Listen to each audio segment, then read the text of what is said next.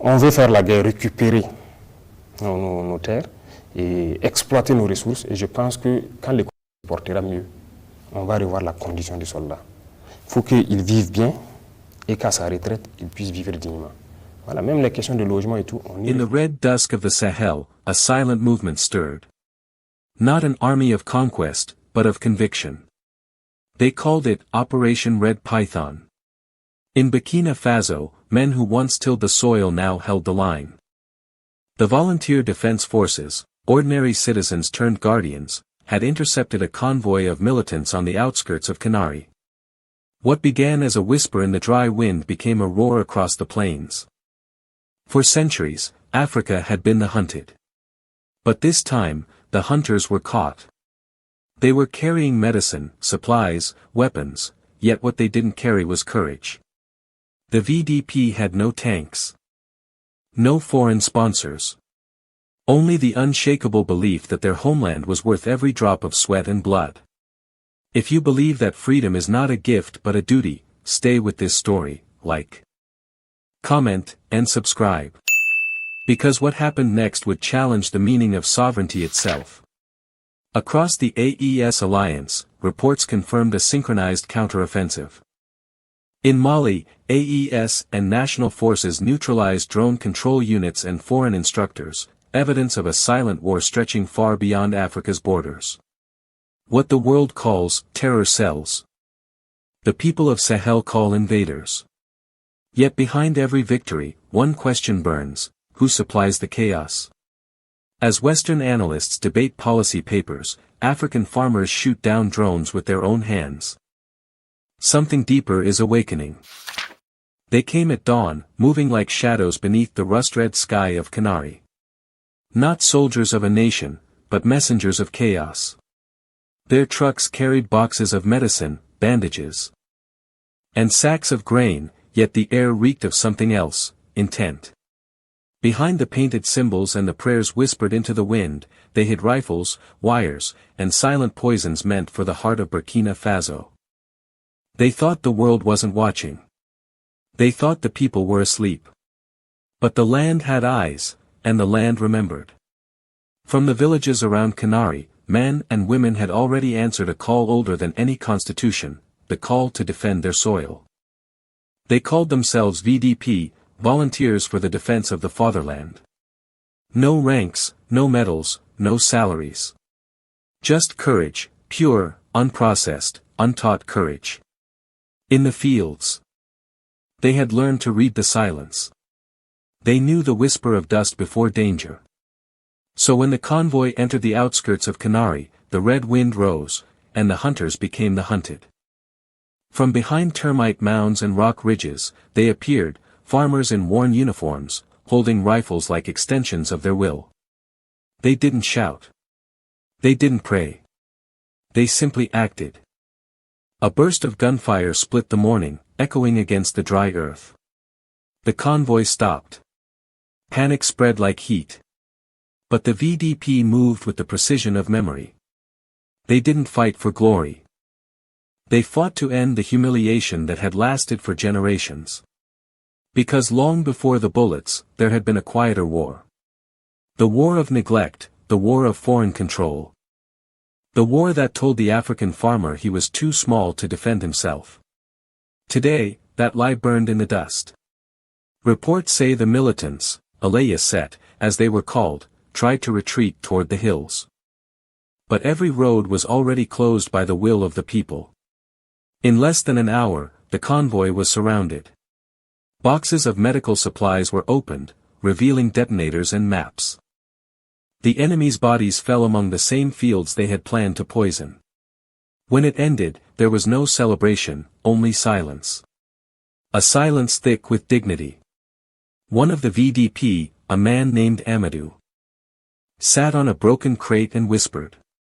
"My father fought for independence. He died before he could see it. Today, I fight for the same thing, to finish what he began." Those words never reached the headlines. No journalist came to write them down. But that is how revolutions are born, not in palaces, but in places like Canari. Where history bleeds through the soil and courage is measured in silence. Meanwhile, on social media, foreign commentators called the VDP a militia. They used words like vigilante, radical, untrained. But they never understood. A man defending his home is not a militia. He is the final line of civilization. In the cities, analysts debated politics. In Canari, people lived truth. The red python had begun to move, not to strike first, but to remind the world that Africa could still bite. Hours later, when the dust cleared, the intercepted convoy was taken to Vijala. Those who survived, the ones liberated, as the soldiers said, were now prisoners of their own choices. And the VDP? They went home before sunset. No parade. No anthem. Just the quiet return of guardians blending back into the people. It said that after the battle, a storm rolled across the Sahel. Thunder echoed like drums. Villagers believed it was the ancestors speaking, approving. The next morning, in Ouagadougou, a local radio host read a statement. The men of Canari have defended the homeland. They ask for no reward, only that the nation remember. And across the Sahel, that remembrance became contagious. Because what the red python symbolizes is not vengeance, but vigilance. The kind that never sleeps, even when the world forgets your name. If this reminds you that courage still breathes in our land, tell us in the comments what freedom means to you. Because one story shared can become 1,000 voices. And voices can move mountains more than bullets ever will. Tonight, while the rest of the world scrolls through propaganda and fear, the people of Canari sleep beneath a sky they defended with their bare hands.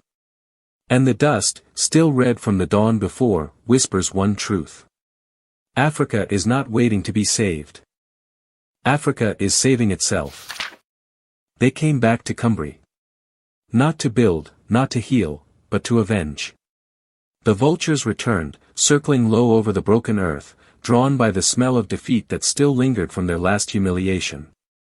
The militants of JNIM, those self-proclaimed martyrs of chaos, had sworn to retake the camp. They called it a revenge counteroffensive. They called it redemption. But the land called it madness.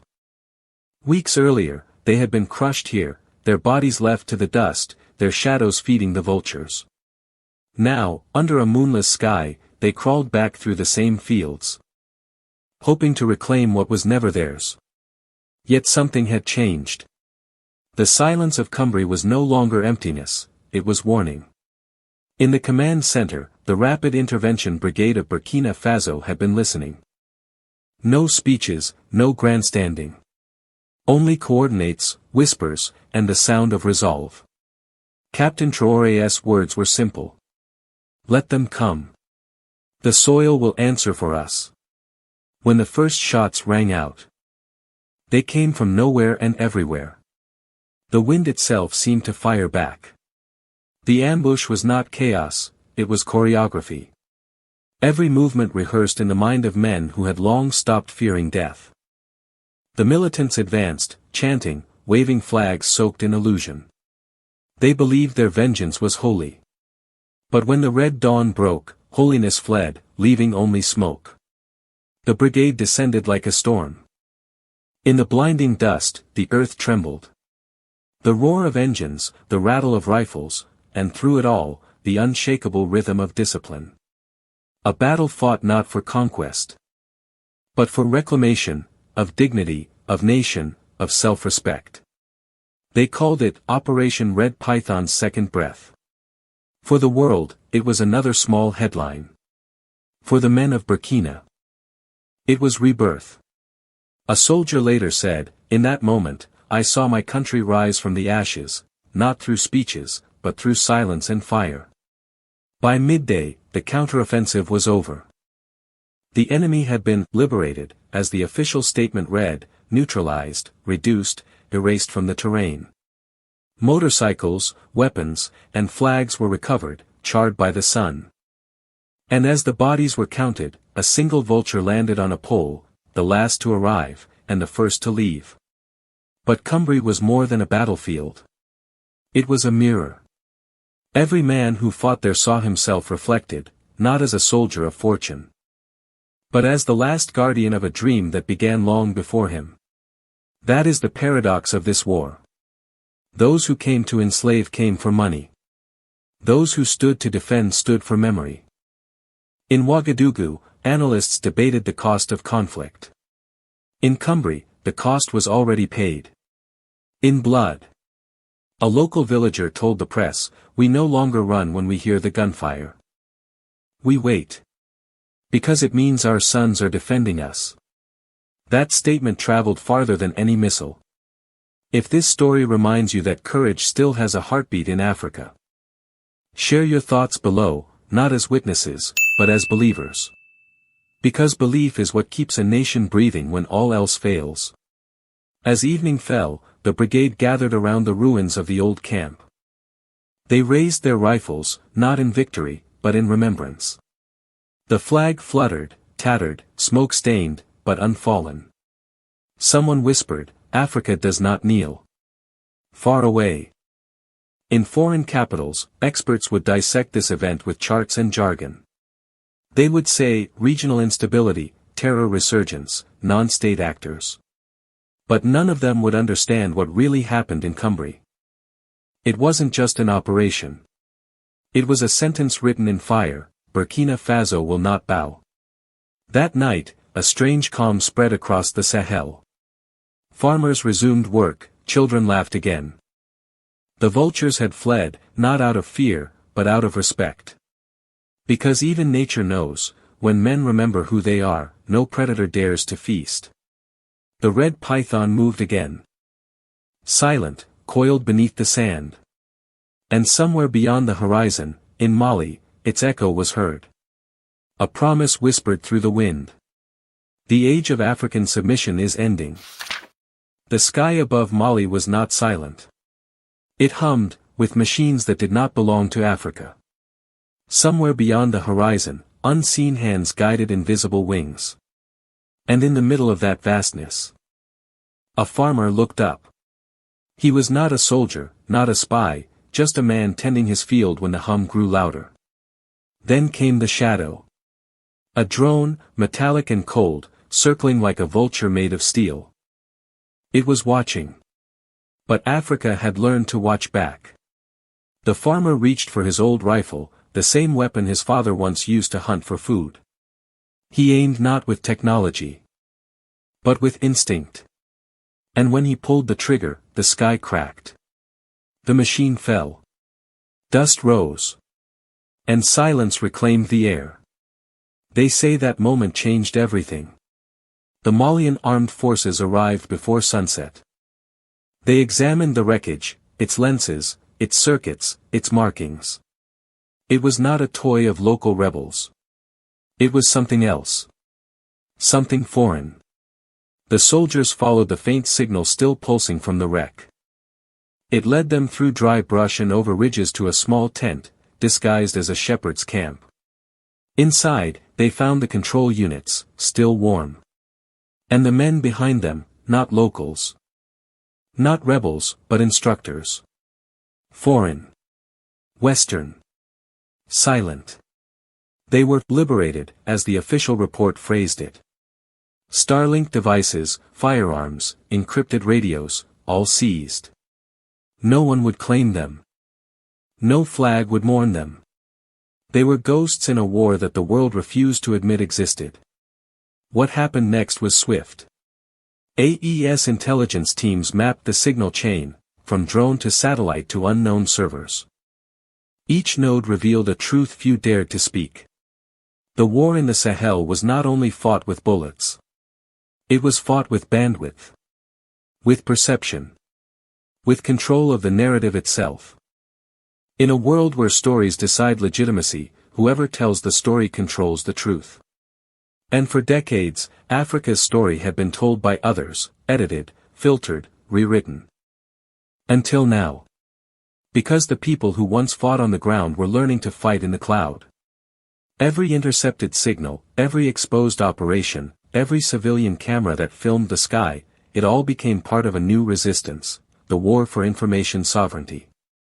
a Malian officer later said.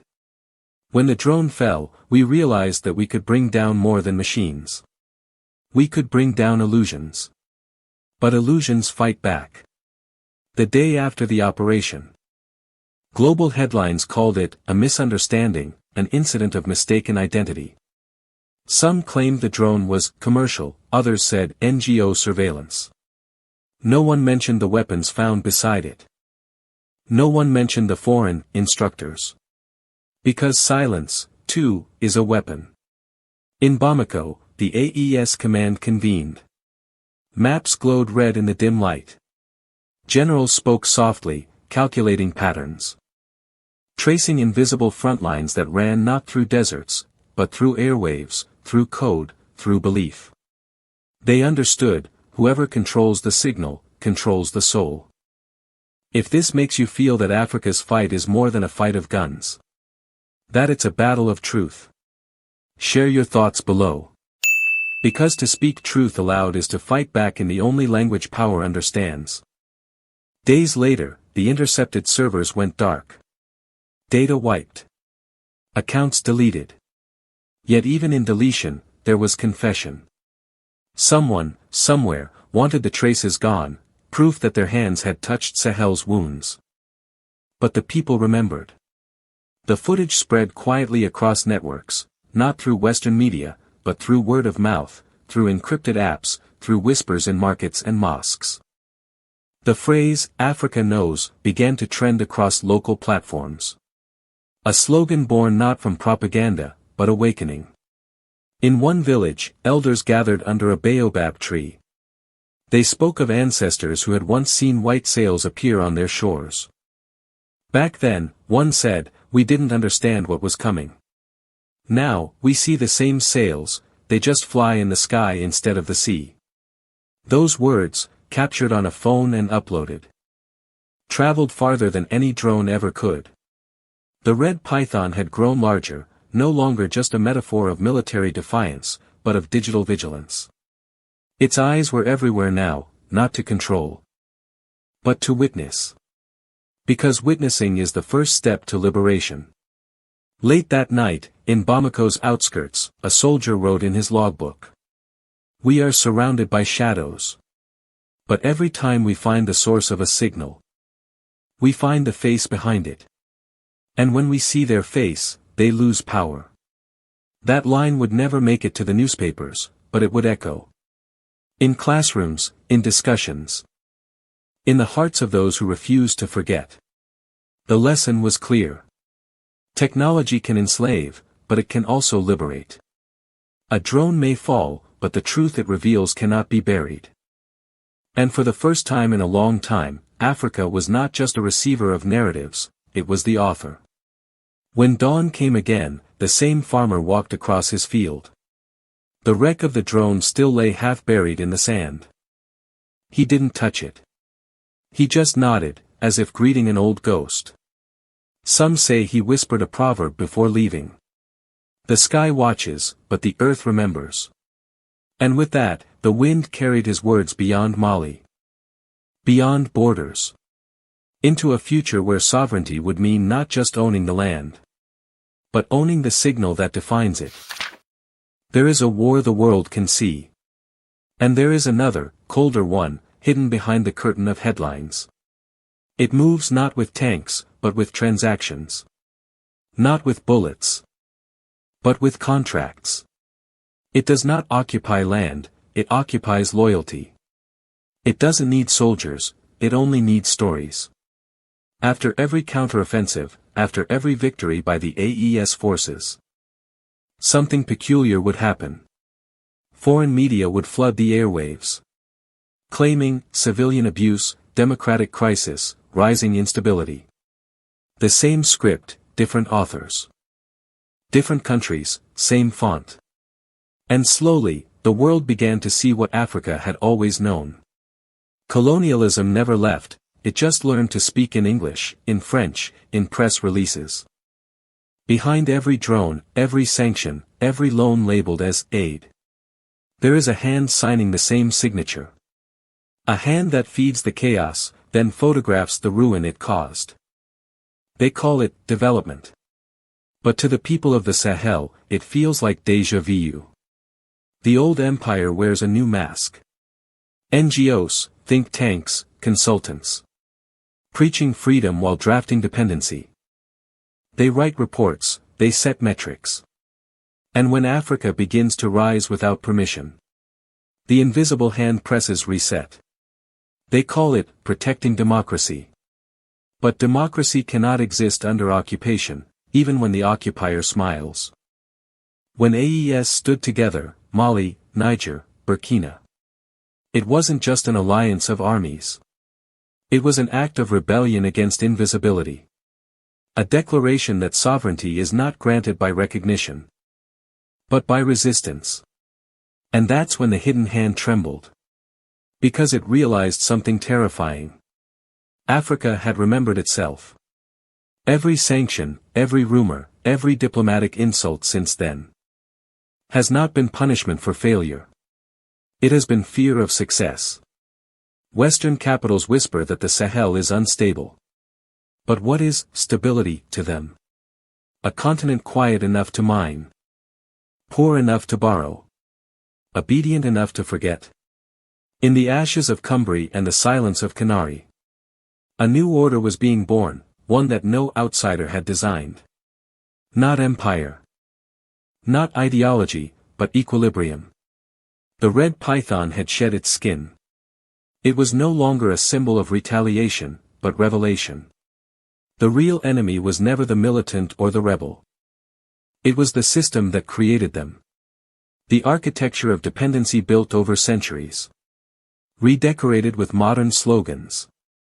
Somewhere in a foreign boardroom, a man adjusts his tie and signs a report titled African Stability Index. He smiles. He thinks the numbers mean control. But on the ground, a child in Burkina draws a flag in the sand. And under it, writes one word, free. That is what frightens them most. Because when Africa defines freedom on its own terms, every empire, hidden or visible, begins to crumble. The hidden hand still moves. But its shadow grows shorter each dawn. Because now, the world is watching. And Africa is awake. Across the Sahel, the night no longer feels endless. Fires burn, not of war, but of will. From Canari to Kumbri.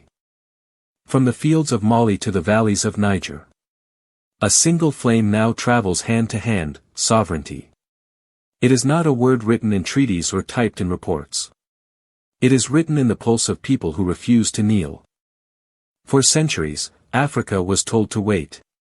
To wait for permission, for aid, for validation. But the wait is over. The red python sleeps beneath the soil. And every heartbeat of the continent echoes its hiss. It says, we are awake, we are unafraid, we are our own. If the spirit of the red python touches you, like this video, share it, speak your truth. Because history is written not by those who watch, but by those who stay awake. Now it is our turn. To keep the flame alive. To carry it beyond the deserts and the doubts. Until Africa stands not as a headline, but as a horizon of its own making.